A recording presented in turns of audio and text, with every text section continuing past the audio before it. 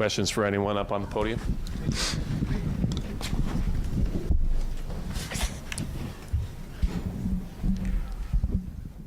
Joe, it seems like you guys have the potential to just score points in just bunches.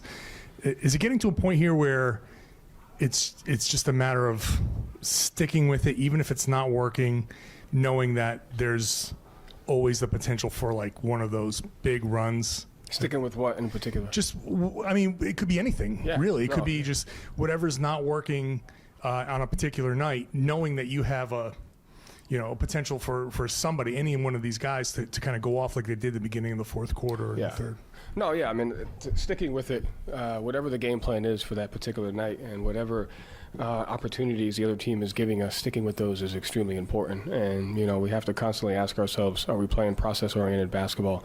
Are we taking what the defense is giving us? And on the defensive end, so I thought that stretch that we, really kind of blew the game open, started with our defense. We kept them off the free throw line. We limited them to one shot, and even when we missed, we took good shots, which allowed us to get back in transition and get stops. And so keeping the relationship between our offense and our defense is extremely important. Limiting them to the one shot what seemed to be a problem earlier on and kind of kept things close, and you guys seemed to slow down for a little bit there in the third quarter. Was that the emphasis of like part of the turnaround is like got to keep them off the boards? And yeah, we got cross matched a couple times, which allowed them to get into their advantage a little bit earlier in the shot clock than we wanted them to. But keeping them off the glass definitely allowed us to get out and run. Yeah. And you went with Xavier. Yeah. Beginning of second and fourth quarter. Mm-hmm. Obviously, you want to start to work him in.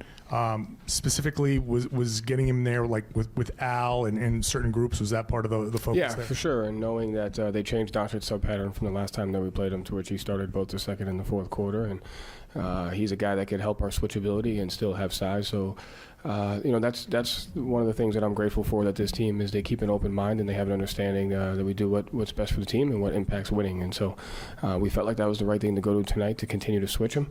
And to credit to him and credit to the rest of the guys for understanding that's what's most important. Joe, Jason only had 2 points for the first quarter and a half. He got going out of that first time out in the second quarter. Did you adjust something to get him the ball more, get him extra looks after that? And what kind of changed in the second for him? It wasn't necessarily adjusting. It was just allowing the game to play out. And it's a credit to him of his trust, his patience, his understanding. I thought that the first, he usually comes out at the 7-minute mark, that first timeout that they called, I loved every single shot that we took, and I thought we were getting great looks. And that's just the type of team that we have. And so I thought he did a great job being patient. Once the game slowed down and kind of lost its rhythm of that, I thought it was, we went straight to him to be able to kind of get us into do something different. And so we got off to a great start as a team, which is great. He played a part in that. And then we were able to, kind of take advantage of some of his matchups later in the game. And the slower start for him, what kind of contributed to that, and what, got him out of that, you feel like? Is it just an aggressiveness thing, or is it something Dallas was doing? I don't consider it a slow start. I consider it a team start. If you go back and watch the shot selection that we took, labeling it as a slow start is not giving the rest of our team the credit that they deserve for getting off to such a good start. And so it's not his job to get off to fast starts. It's his job to play defense, to play offense, and to make the right play, and then to be himself when we need him to be. And so I don't consider it a slow start. I consider it a great start for our team, and I consider it great patience and understanding the game for him, and then picking and choosing his spots really well to put us in position to win. Coach, defending someone like Luka Doncic, and obviously has a history of coming up big for his team, and going up against stars like that. What do you think went into just limiting the offense overall and just getting out to that huge lead? Obviously, Tatum had a lot to do with that in that big third quarter, but closing the game out the way the Celtics did in the fourth. What do you think played into that?